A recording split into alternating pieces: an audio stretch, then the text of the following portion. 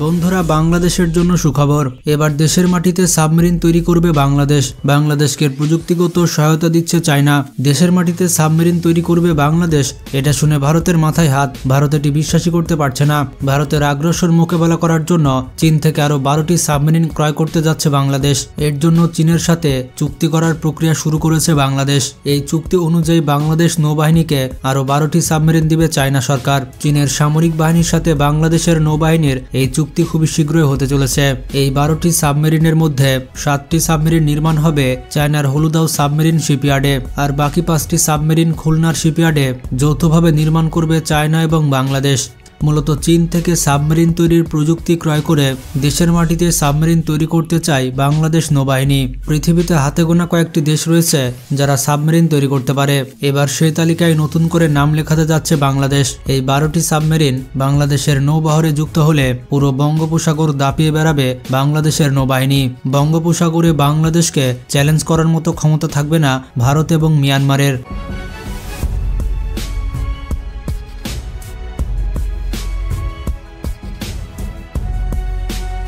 যেমনটা জানেন, সাবমেরিন হচ্ছে একটি স্ট্র্যাটেজিক অস্ত্র, কারণ এটি সমুদ্রের তলদেশ দিয়ে নিঃশব্দে চলাচল করে। শত্রুপক্ষ বুঝতেই পারে না যে তার আশেপাশে সাবমেরিন রয়েছে, এবং সাবমেরিনের মাধ্যমে শত্রুপক্ষের সমুদ্র বন্দর পুরোপুরি ধ্বংস করে দেওয়া যায়। এছাড়া সাবমেরিন থেকে বিভিন্ন মিসাইলও নিক্ষেপ করা যায়।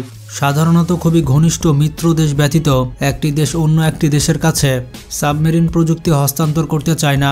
চীন শুধুমাত্র পাকিস্তান ব্যতীত একমাত্র বাংলাদেশকে এই সাবমেরিন তৈরির প্রযুক্তি সরবরাহ করছে। শেখ হাসিনা সরকার পতনের পর থেকে বাংলাদেশ চীনের কাছে আরও বেশি বিশ্বস্ত হয়ে উঠেছে।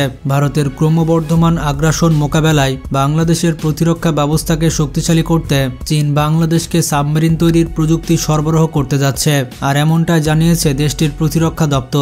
এদিকে বাংলাদেশের সাথে চীনের এমন চুক্তি হয়েছে এমন খবর পেয়ে তীব্র আপত্তি জানিয়েছে ভারত। ভারতের প্রাক্তন সেনাপ্রধানরা জানিয়েছে বাংলাদেশকে তারা কোনোভাবে চায়নার কাছ থেকে সাবমেরিন ক্রয় করতে দিবে না। এতে তাদের ব্যাপক আপত্তি রয়েছে।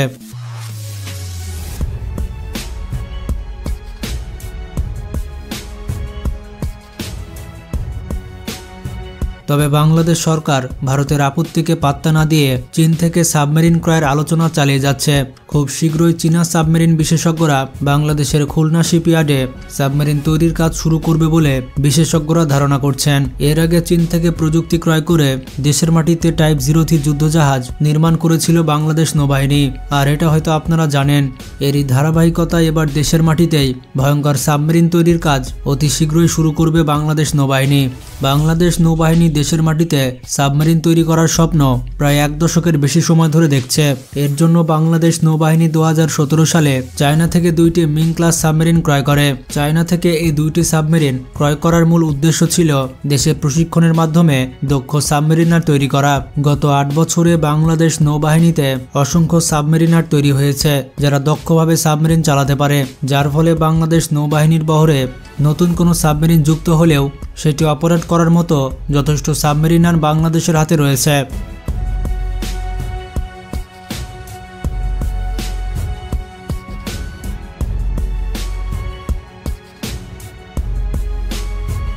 আর যেহেতু বাংলাদেশ চীনা প্রযুক্তিতে সাবমেরিন নির্মাণ করবে, তাই আলাদা করে নতুন প্রশিক্ষণের প্রয়োজন পড়বে না।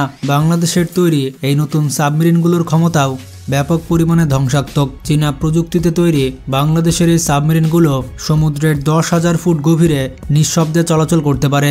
বাংলাদেশের তৈরি E1 ক্লাস সাবমেরিনে মোট 47টি টর্পেডো UAE এই ধরনের বিধ্বংসী টর্পেডো থাকে। এক একটি টর্পেডোর ওজন প্রায় 1800 কেজি এবং এগুলোতে মোট 400 কেজি বিস্ফোরক থাকে। এছাড়া সাবমেরিনটিতে 82টি নেভাল মাইন সংরক্ষণ করা সম্ভব, যেগুলো দ্বারা ফাঁদ পেতে শত্রুর জাহাজ ধ্বংস করা সম্ভব। শেখ হাসিনা ক্ষমতায় থাকাকালীন বাংলাদেশ চীনকে একাধিকবার সাবমেরিন প্রযুক্তি দেওয়ার কথা বলেছিল, কিন্তু চীন সে বিষয়ে সাড়া দেয়নি, কারণ চায়নার আশঙ্কা ছিল শেখ হাসিনা সরকার ভারতের হাতে সেই সাবমেরিন প্রযুক্তি সরবরাহ করতে পারে।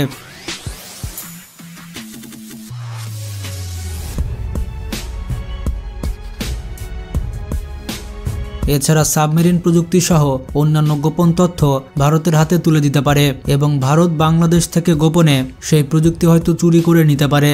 এজন্য সে সময় চীনা সামরিক বাহিনী বাংলাদেশকে সাবমেরিন তৈরির প্রযুক্তি সরবরাহ করার জন্য আগ্রহ দেখায়নি। বাংলাদেশ নৌবাহিনীর বহরে নতুন সাবমেরিন যুক্ত করার পাশাপাশি নতুন সাবমেরিন ঘাঁটি নির্মাণের উদ্যোগ গ্রহণ করেছে বাংলাদেশের সরকার। ইতোমধ্যে কক্সবাজারের পেকুয়ায় দক্ষিণ এশিয়ার অন্যতম অত্যাধুনিক সাবমেরিন ঘাঁটি নির্মাণের কাজ চলছে। এই সাবমেরিন ঘাঁটিতে বাংলাদেশের ভবিষ্যৎ সাবমেরিনগুলো রাখা যাবে। কক্সবাজারের সাবমেরিন ঘাঁটি হচ্ছে দক্ষিণ এশিয়ার সবচেয়ে বড় সাবমেরিন ঘাঁটি। এত শক্তিশালী সাবমেরিন ঘাঁটি ভারত কিংবা মিয়ানমারের কাছেও নেই। এক কথায় পুরো পৃথিবীর অন্যতম সেরা একটি সাবমেরিন ঘাঁটি হচ্ছে কক্সবাজারের এই সাবমেরিন ঘাঁটি। এই সাবমেরিন ঘাঁটি নির্মাণে বাংলাদেশের ব্যয় হয়েছে $1.2 বিলিয়ন, বাংলা টাকায় প্রায় 15,000 কোটি টাকা। এই সাবমেরিন ঘাঁটির আয়তন হচ্ছে প্রায় 800 একর।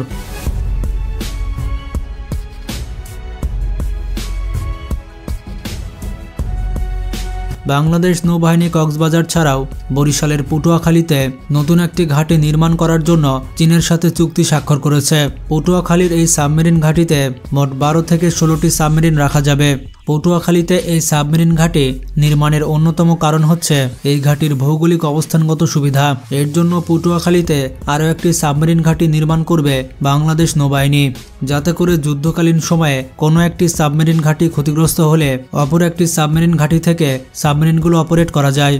তাছাড়া ভৌগোলিক দিক থেকে কক্সবাজার সাবমেরিন ঘাঁটি মিয়ানমারের কাছাকাছি অবস্থান হওয়ার কারণে এটি মিয়ানমারের মিসাইল সীমার আওতায় রয়েছে। কিন্তু পটুয়াখালী ঘাঁটি থেকে ভারত এবং মিয়ানমারের দূরত্ব অনেক বেশি হওয়ার কারণে এই ঘাঁটিটি অনেক বেশি নিরাপদ।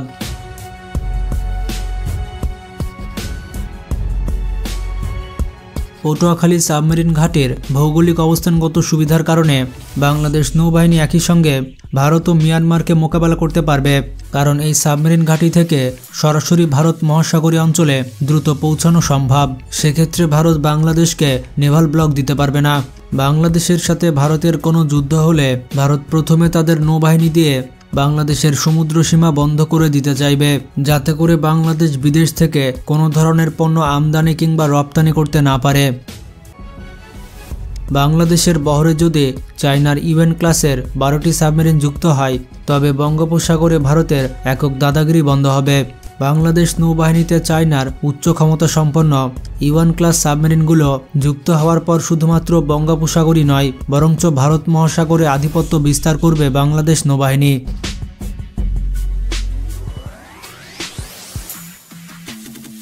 আর যেমনটা জানেন, সাবমেরিন হচ্ছে একটি গেম চেঞ্জার অস্ত্র। যে দেশের সাবমেরিনের সংখ্যা যত বেশি, যুদ্ধক্ষেত্রে সে দেশ তত বেশি শক্তিশালী। বাংলাদেশ যদি একটি শক্তিশালী সাবমেরিনের বহর গঠন করতে পারে, তাহলে সেটি হবে ভারতের মাথা ব্যথার অন্যতম কারণ যখনই আপনি দেখবেন ভারত চিন্তায় রয়েছে, তার মানে বাংলাদেশ ভালো করছে। চীনের সাথে ভারতের সমুদ্র সীমা না থাকার কারণে চায়না বাংলাদেশের মাধ্যমে ভারত দেশটিকে চাপে রাখতে চায়।